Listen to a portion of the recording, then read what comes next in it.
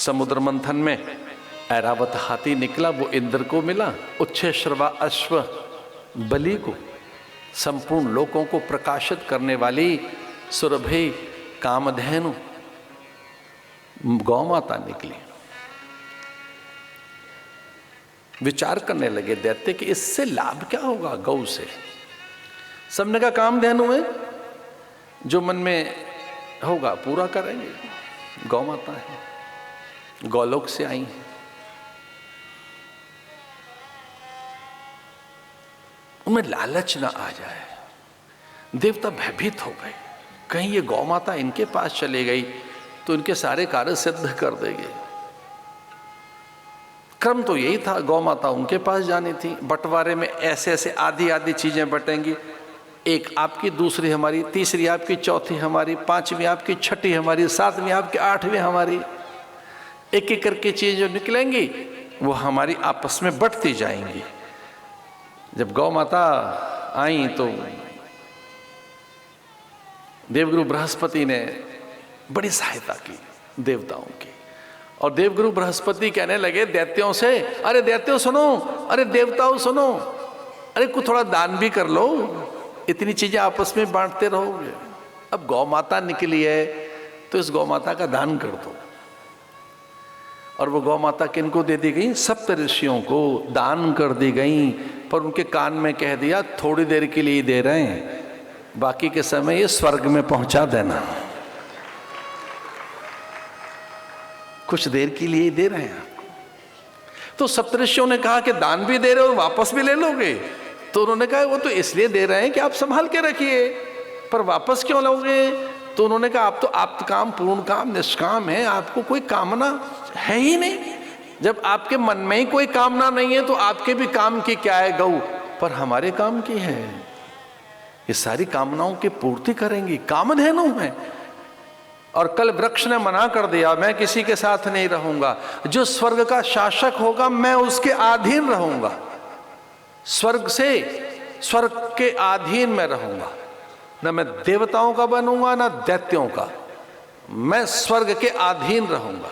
जिसका स्वर्ग पर नियंत्रण होगा, जो स्वर्ग का स्वामी होगा, जो भी देवताओं का अधिपति होगा, मैं उसके आदेश में रहूंगा। ऐसा कहकर कल वृक्ष स्वर्ग में चले गए। और संपूर्ण आरोग्यता देने वाली औषधियां, विविध औषधियां, अनेक रत्न बटने लगे आपस में। लेकिन लोक लोकांतर को प्रकाशित करने वाली लक्ष्मी जी जब निकली तो संपूर्ण धरती पर प्रकाश छा गया, पूरी धरती पर उजाला, सबके सब सुखी, स्वस्थ, संपन्न, दिव्य और अत्यंत परिपूर्ण अनुभव करने लगे। सबके सब लक्ष्मी जी क्या निकली, सब परिपूर्ण अनुभव करने लगे, सब स्वस्थ हो गए, प्रसन्न हो गए, आनंदित और प्रमुदित हो गए। सबको लगा कि हम कितने धनवान और कितने हम समृद्ध हो गए। लक्ष्मी जी के आते सब अपने को धनवान अनुभव करने लगे, सुखी, समृद्ध, सुंदर, पवित्र और परिपूर्ण अनुभव करने लगे कि अब कोई कमी नहीं रही जीवन में, अब तो परिपूर्णता है। तृप्त हो गए। अभी लक्ष्मी जी निकली ही है कि सबको तृप्त कर दिया लक्ष्मी जी ने। तो परस्पर सब विचार करने लगे कि जिसके दर्शन मात्र से तृप्ति हो गई, जिसके दर्शन मात्र से परिपूर्णता की अनुभूति है, अगर वो निरंतर पास रही तो फिर क्या होगा। लेकिन किसी का साहस नहीं था ये कहने का मां हमारी बन जाओ। और लक्ष्मी ने आह्वान किया कि जो ये कहेगा हमारी बनो, मैं उसकी कभी नहीं बनूंगी, बस यही मेरी शर्त है। मेरा आह्वान न करो, कोई मुझे ये नहीं कह सकता मेरी बनो, मैं बंटवारे में नहीं आऊंगी। मैं केवल पुण्य से प्राप्त नहीं होती, और यहाँ केवल पुण्यों से बंटवारा हो रहा है। मैं पुण्य की परिधि से पृथक की सत्ता हूँ। पुण्य से धन मिलता होगा, रुपया पैसा मिल जाता होगा, वॉलेट में क्रेडिट कार्ड ठसाठस रहते होंगे। किसके कारण? पुण्यों के कारण। पता नहीं कितने काम में आते हैं, पर शौक है लोगों को वॉलेट में उन्हें धसा के रखने का। धसे रहे हैं वो, लिमिट्स उनकी बढ़ती रहें। अनलिमिटेड हो हमारे पास। कितने काम में आए राम जाने। मैंने फटकार लगाई और अपनी प्रकृति का बोध कराया, मैं धन नहीं हूं, मैं श्री हूं, और श्री पुण्य से प्राप्त नहीं होते, श्री अनुग्रह से प्राप्त होती है। मैं स्वयं आपके पास आऊं, आपके गुणों से रीझ कर, आपकी पवित्रता से रीझ कर, आपकी अकामता से रीझ कर मैं आऊंगी। लेकिन सबने पूछा मां शर्त क्या है आपके आने की? दैत्यों को मना कर दिया, तुम दुष्ट हो, आपकी कैसे बन सकती हूं। देवताओं को फटकार लगाई, तुम केवल पुण्य के आश्रित रहते हो, पुण्य से ही मैं प्राप्त होती हूं। ब्रह्मा को मना कर दिया, ब्रह्मा आपकी नहीं बनूंगी। ब्रह्मा भयभीत, उन्होंने कहा मुझ में दोष क्या है मां? तो उन्होंने कहा तेरी सृष्टि में द्वैत है, एक जैसी सृष्टि नहीं है, सृष्टि में एकता नहीं है, इसलिए नहीं बनूंगी।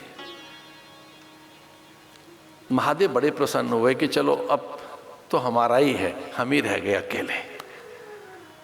महादेव ने कहा मां हमारे बारे में क्या विचार है?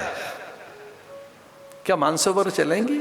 मैं और पार्वती नित्य आपका पूजन करेंगे।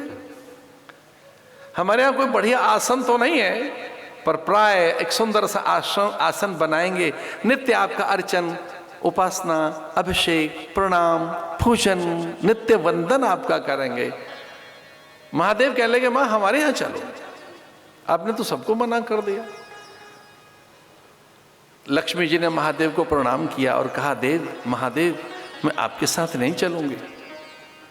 तो महादेव कह लगे मां मुझ में भी कोई न्यूनता है क्या? मुझ में भी कोई खोट है क्या? तो माने कहा नहीं, आप में खोट नहीं, आप में बड़ी उदारता है। कोई राक्षस आपको जरा सी देर में प्रसन्न कर लेगा और दान में मुझे दे देंगे। आपको कुछ अच्छी चीज रखने का अभ्यास नहीं, महंगी से महंगी चीजें बांटने का आपका स्वभाव है। और एक बहुत भीतर की बात बता रहा था मैं, साधुओं का भी ऐसे ही स्वभाव है, उनके पास कोई अच्छी चीज आएगी भक्त को बांट देंगे, अपने पास नहीं रखते वो कभी नहीं। इन साधुओं के बहुत सीक्रेट हमको पता लग गए। अच्छी चीजें भक्तों को, अनुयायियों को, शिष्यों को प्रसाद रूप में बांट देंगे। महादेव को टोका लक्ष्मी ने कहा कि आपको प्रसाद रूप में हर वस्तु बांटने का स्वभाव है आपका, तो मैं लक्ष्मी प्रसाद में बट जाऊंगी ऐसे ही। सब ऋषियों ने आह्वान किया मां हमारे बन जाओ। फिर ऋषियों के मन में लोभ जग गया, ऋषियों को लगा कि मां को हम ले चले। सप्त ऋषियों ने आह्वान किया मां चलो हमारे मठ मंदिरों में, हमारे आश्रमों में चलो। तो मां ने कहा ना ना आपकी नहीं बनूंगी।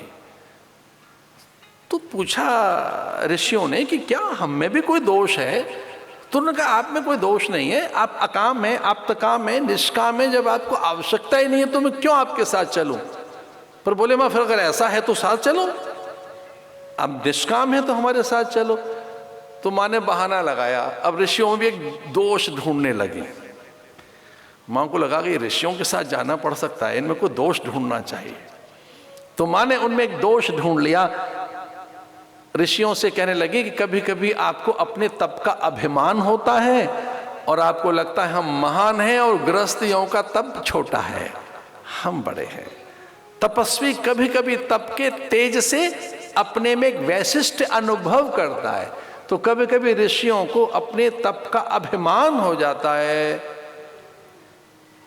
तो ऋषियों ने कहा अभी तो अभिमान हम में नहीं है। बोले अभी तो नहीं है, पर कभी हो गया तो?